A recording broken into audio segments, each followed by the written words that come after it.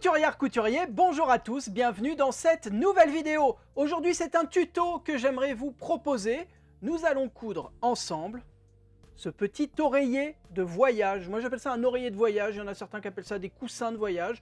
Bref, un truc qui se met hop là, autour du cou lorsqu'on est en voyage, comme ça on peut dormir tranquillement sans se faire mal au cervical quoi.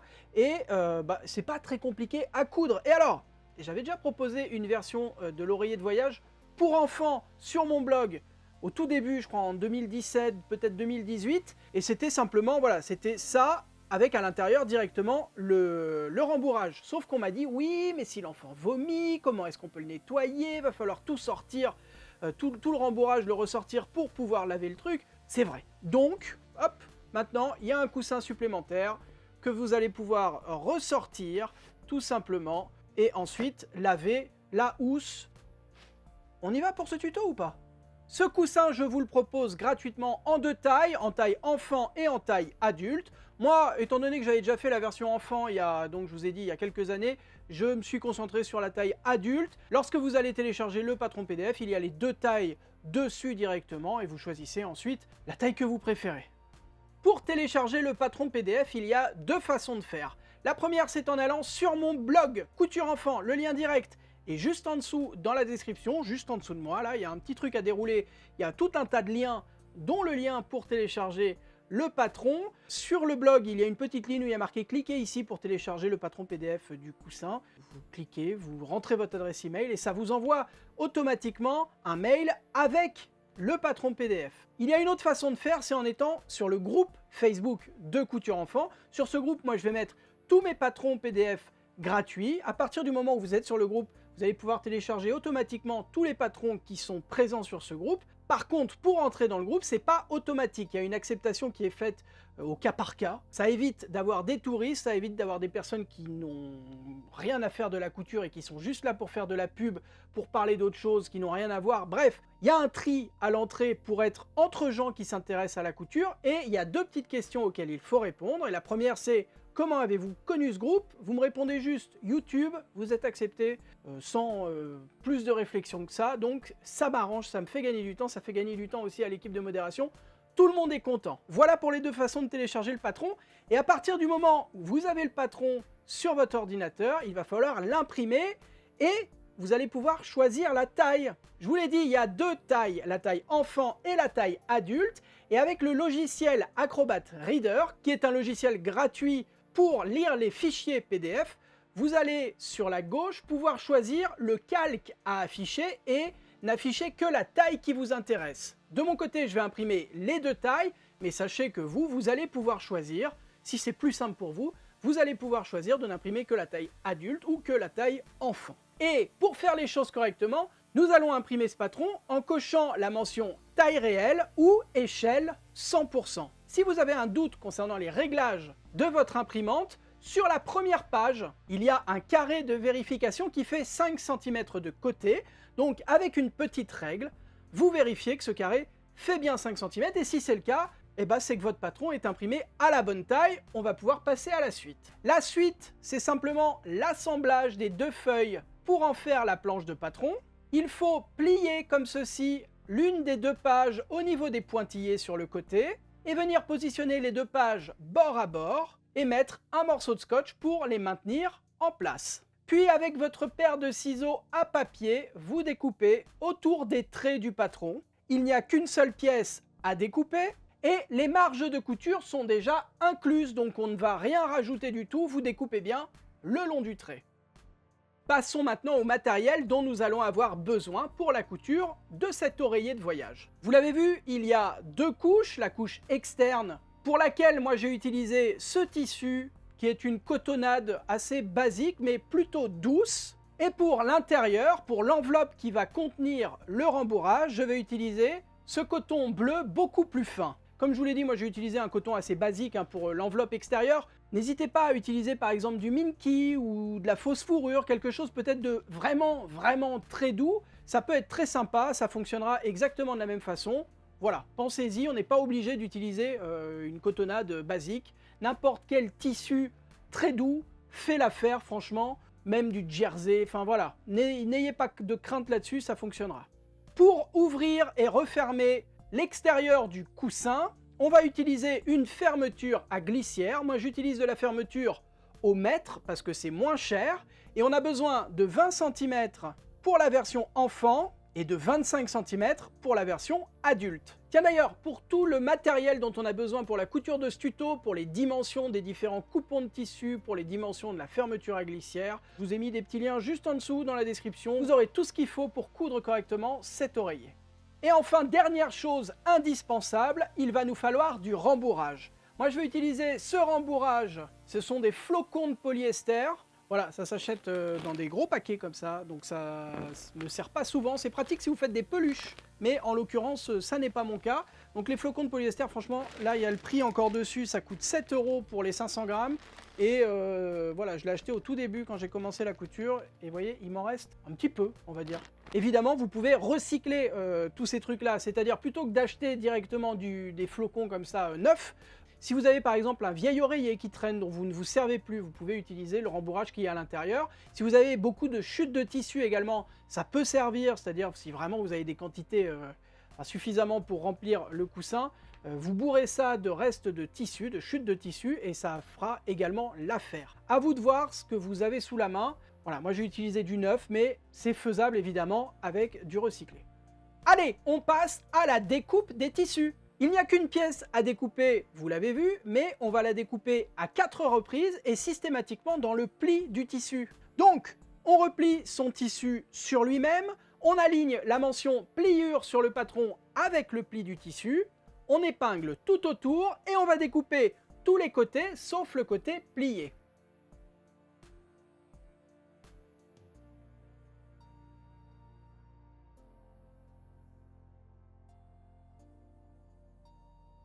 On refait exactement la même chose dans le même tissu.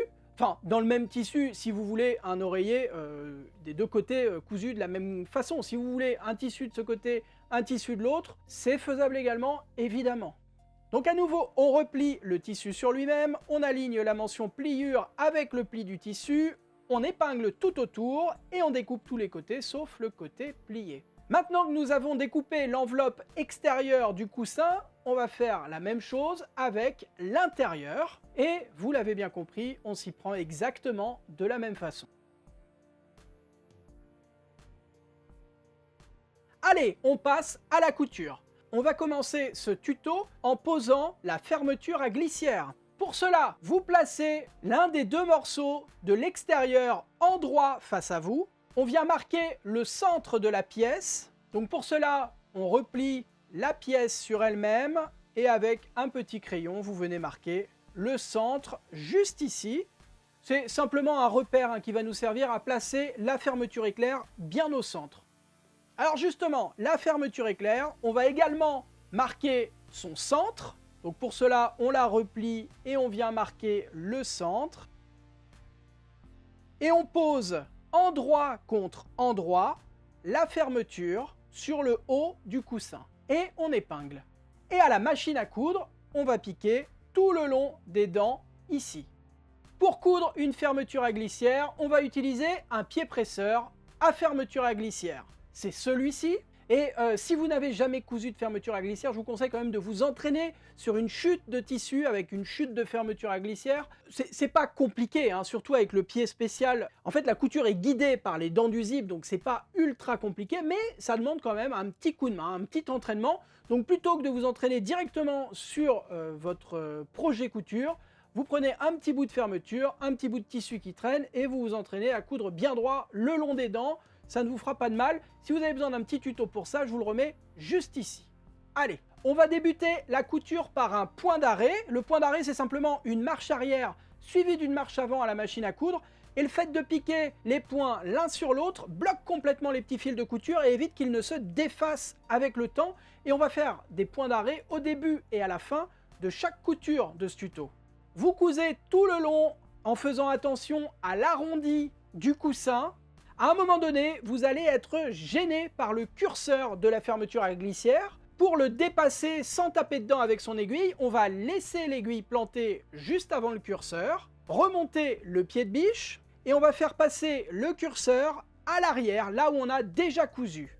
Puis on rabaisse le pied et on continue la couture jusqu'au bout. Et on termine par un point d'arrêt. On coupe les petits fils de couture qui dépassent et on va maintenant assembler à la fermeture éclair l'autre côté. Pour cela, vous venez positionner l'autre côté du coussin endroit contre l'autre partie de la fermeture à glissière et on vient épingler tout le long de la fermeture à glissière.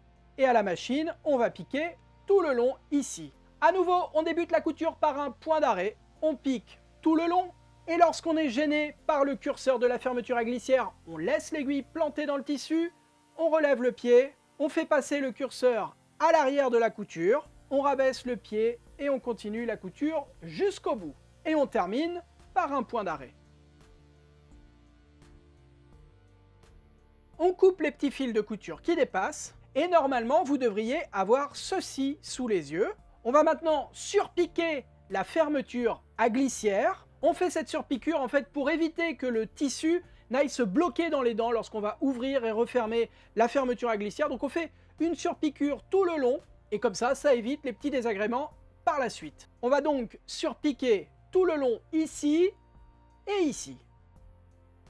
On est toujours avec le pied de biche à fermeture à glissière. On débute évidemment par un point d'arrêt. On pique tout le long. Et là, il se peut que vous ne soyez pas forcément gêné par le curseur de la fermeture éclair. Mais si jamais le curseur venait à vous gêner, à vous empêcher de continuer votre couture, eh bien, vous feriez exactement comme tout à l'heure. Et normalement, on est un tout petit peu plus éloigné des dents du zip, donc ça passe. Et on termine sa couture par un point d'arrêt.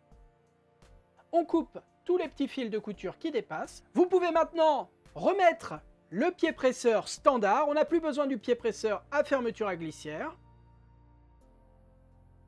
Vous devriez avoir ceci sous les yeux. On va finir d'assembler l'extérieur du coussin de voyage. Vous repliez endroit contre endroit les deux parties. Vous alignez bien tous les bords. Et à la machine à coudre, on va débuter la couture au niveau du zip sur l'un des côtés. Puis descendre tout le long ici, les arrondis au niveau du cou juste là, et on remonte de l'autre côté et rebelote, on passe à nouveau sur le zip.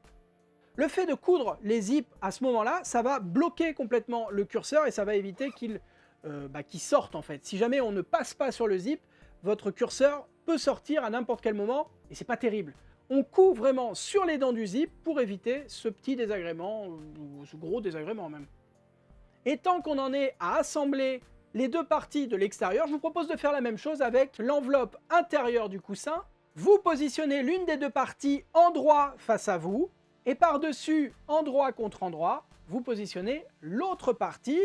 On aligne bien les bords, on épingle tout autour, et on va piquer à peu près de la même façon, c'est-à-dire qu'on va partir du haut, descendre le long du coussin, remonter et on va laisser une ouverture sur le dessus, ouverture qui va nous servir à rembourrer le coussin à la fin. À la machine à coudre, on est avec le pied de biche standard à 1 cm du bord au point droit. On débute la couture par un point d'arrêt, on pique tout le long en prenant bien son temps parce que vous l'avez remarqué, cet oreiller c'est uniquement des arrondis, c'est des arrondis tout le long, il y a 0 ligne droite, c'est une espèce de petit exercice de couture finalement. Et vous terminez votre couture par un point d'arrêt. On fait exactement la même chose avec l'enveloppe extérieure. Donc je vous l'ai dit, cette fois on débute la couture au niveau des dents du zip. On débute évidemment en faisant un point d'arrêt. Puis on laisse l'aiguille plantée, on relève le pied de biche, on tourne l'ouvrage, on rabaisse le pied de biche et on continue la couture tout le long.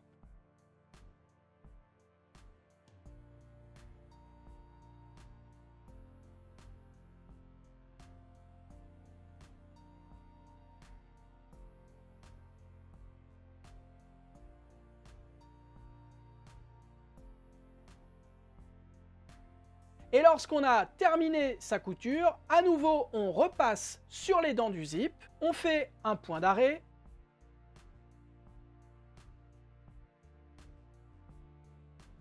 on coupe tous les petits fils de couture qui dépassent et on va maintenant cranter les arrondis et dégarnir certaines parties du coussin. Cranter les arrondis, c'est comme ceci. Sur cette partie-là, venir donner des petits coups de ciseaux, des petites incisions dans la marge de couture, et ça va éviter, lorsqu'on va retourner l'oreiller sur l'endroit, ça va éviter d'avoir des tensions dans le tissu à cet endroit-là. Ça ne va pas tirer à cet endroit-là, ça va éviter les bourrelets également. Et sur le bas de l'oreiller, on vient dégarnir comme ceci les marges de couture, c'est-à-dire vraiment les couper à quelques millimètres de la couture que nous venons de faire. Et ça, c'est pareil, c'est pour éviter d'avoir des bourrelets dans le tissu à ces endroits-là. On retourne maintenant l'extérieur sur l'endroit. On vient donner une jolie forme à son coussin. Et pour l'enveloppe extérieure, c'est terminé.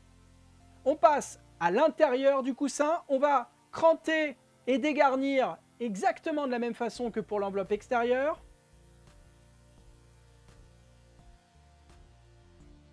On retourne l'intérieur du coussin sur l'endroit.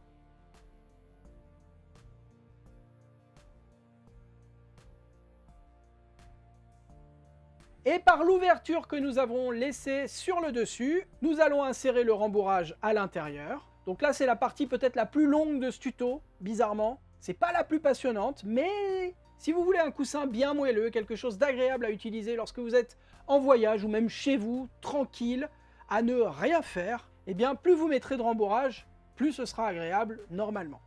Donc vous répartissez bien le rembourrage partout à l'intérieur du coussin et il va falloir maintenant refermer l'ouverture que nous avons laissée. Pour cela, il y a deux solutions. Soit vous faites une couture invisible à la main. Moi, la couture à la main, c'est pas tellement mon truc. Donc je vais plutôt faire l'autre façon.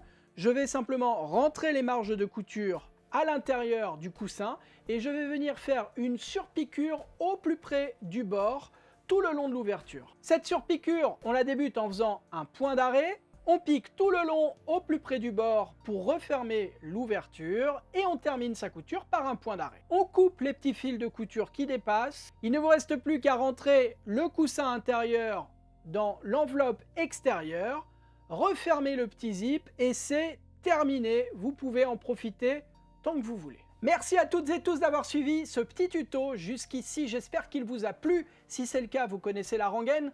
Vous n'hésitez pas à me le dire en laissant un petit commentaire, un pouce en l'air et surtout en vous abonnant à la chaîne YouTube. C'est le gros rectangle rouge juste en dessous de moi où il y a marqué abonnement ou s'abonner, je ne sais jamais. Vous cliquez, c'est gratuit. Moi, ça me soutient, ça permet de voir que ce que je fais fonctionne à peu près. Ça me rassure aussi, donc ça fait plaisir. Si vous voulez soutenir mon travail, soutenir un petit peu la chaîne, c'est possible via YouTube. Juste à côté du bouton abonnement, il y a un bouton bleu, je crois, où il y a marqué rejoindre. Bouton rejoindre. Là, ça vous permet de donner un petit peu d'argent chaque mois via YouTube, qui va directement à la chaîne YouTube et qui me permet de continuer à faire ce que je fais dans de bonnes conditions. Ça aide. Quoi qu'il arrive, ça aide. Je vous remercie si vous le faites. Je vous remercie également si vous ne le faites pas. C'est pas grave. Il y a zéro souci là-dessus. Moi, je vous dis à la semaine prochaine pour de nouvelles vidéos. D'ici là, prenez soin de vous. Bonne couture. Bye bye.